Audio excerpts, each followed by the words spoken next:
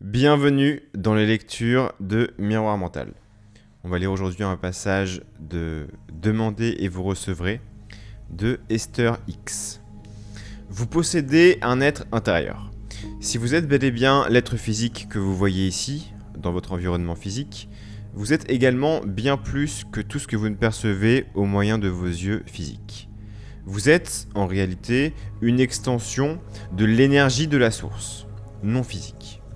En d'autres termes, votre moi non physique, le plus vaste, plus ancien et plus sage, est actuellement concentré dans l'être physique que vous identifiez à vous-même.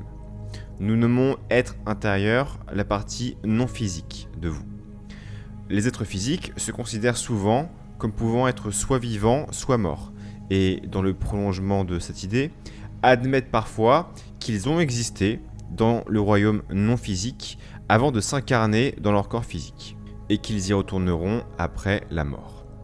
Mais rares sont les gens qui comprennent vraiment que la partie non physique d'eux-mêmes demeure actuellement, principalement et puissamment centrée sur le plan non physique.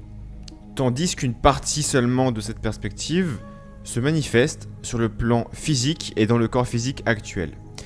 Il est nécessaire de comprendre ces deux perspectives, ainsi que les relations qu'elles entretiennent, pour avoir une véritable compréhension de qui vous êtes et des intentions qui vous animaient en prenant ce corps physique.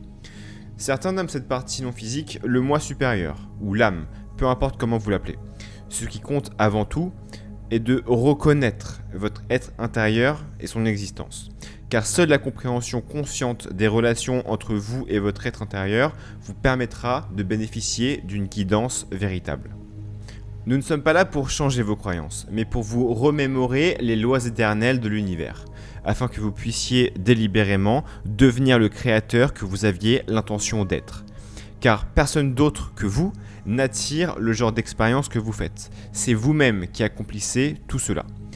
Nous ne venons pas ici dans le but que vous croyez telle ou telle chose, car il n'y a aucune de vos croyances que nous vous demandons de rejeter. Quand nous contemplons ce merveilleux plan physique terrestre, nous y voyons une grande diversité de croyances au sein de laquelle règne un équilibre parfait. Nous vous présentons ces lois universelles de façon simple. Nous vous offrirons également les outils associés à ces lois, afin de réaliser toute chose importante à vos yeux. Et tout en sachant que vous prendrez plaisir à découvrir le contrôle créatif que vous pourrez exercer sur votre vie, nous savons ce qui aura le plus de valeur à vos yeux, et c'est la liberté que vous gagnerez en appliquant l'art de permettre. Puisque la majorité d'entre vous connaît déjà tout cela, nous considérons que notre tâche est de vous rappeler que, à un certain niveau, vous savez déjà. À mesure que vous lirez ces pages, si tel est votre désir, notre espoir est que vous parveniez pas à pas à un éveil sous notre guidance et à une reconnaissance de votre moi complet. Vous êtes précieux aux yeux de tout ce qui est. Nous désirons que vous retrouviez la compréhension de la valeur immense que vous avez pour tout ce qui est. Car vous êtes véritablement à la pointe de la pensée et vous ajoutez quelque chose à l'univers par chacune de vos pensées, chacun de vos mots et chacun de vos actes. Vous n'êtes pas des êtres inférieurs, s'efforçant de rattraper leur retard. Vous êtes plutôt à la pointe de la création, avec toutes les ressources de l'univers à votre disposition. Nous souhaitons que vous preniez conscience de votre valeur, en l'absence de quoi vous n'attirerez pas ce qui vous appartient véritablement. À défaut de savoir vous apprécier, vous vous privez de la joie continuelle qui est votre héritage naturel. Et même si l'univers profite malgré tout de tout ce que vous vivez, nous formons le désir que vous aussi commenciez à récolter les fruits de votre labeur, ici et maintenant. Nous avons la certitude absolue que vous trouverez les clés qui vous permettront de vivre tout ce que vous aviez prévu de vivre avant de vous manifester dans ce corps. Nous vous aiderons à remplir le but de votre existence et nous savons que cela compte pour vous. Car nous vous entendons demander pourquoi suis-je là, que puis-je faire pour améliorer ma vie, comment savoir ce qui est juste. Nous sommes précisément là pour répondre en détail à toutes ces questions. Les lois universelles. Il existe 3 lois universelles éternelles que nous souhaitons vous aider à comprendre plus clairement. de façon à ce que vous puissiez les appliquer d'une façon intentionnelle, efficace et satisfaisante. La loi de l'attraction est la première de ces lois que nous désirons vous offrir. Car si vous ne la comprenez pas, et si vous êtes incapable de l'appliquer efficacement, vous ne parviendrez pas à l'utiliser la seconde, qui est la science de la création délibérée, ni la troisième, l'art de permettre. Vous devez tout d'abord comprendre et utiliser efficacement la première loi avant de pouvoir comprendre et utiliser la seconde. Vous devez comprendre et utiliser la seconde avant de pouvoir faire de même avec la troisième.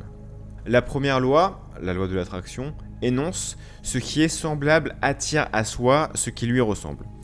Si cet énoncé peut sembler plutôt simple, il définit néanmoins la plus puissante loi de l'univers, une loi qui affecte toute chose à tout moment. Rien n'existe au monde qui ne soit affecté par cette loi puissante.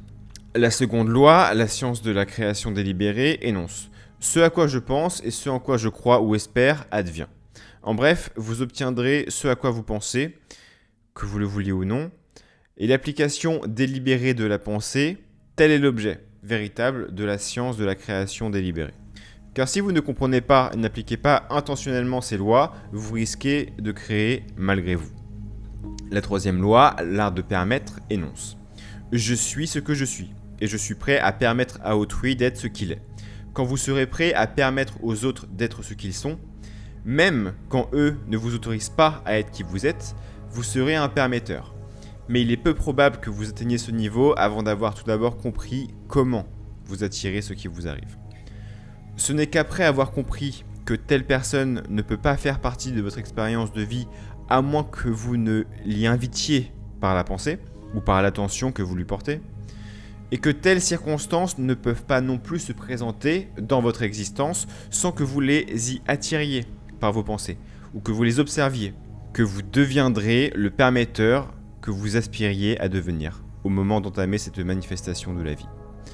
La compréhension de ces trois lois universelles ainsi que leur application délibérée vous procurera la joyeuse liberté de créer la vie exactement comme vous le désirez. Une fois que vous aurez compris que c'est vous, par l'entreprise de vos pensées, qui attirez tous ces gens, les circonstances et les événements qui caractérisent votre vie, vous commencerez à mener l'existence à laquelle vous aspiriez lorsque vous êtes venu vous incarner dans ce corps physique. Ainsi, la compréhension de la loi de l'attraction, couplée à l'intention de créer délibérément votre vie, finira par donner accès à la liberté inégalée qui ne saurait résulter que de la compréhension totale et de l'application de l'art de permettre.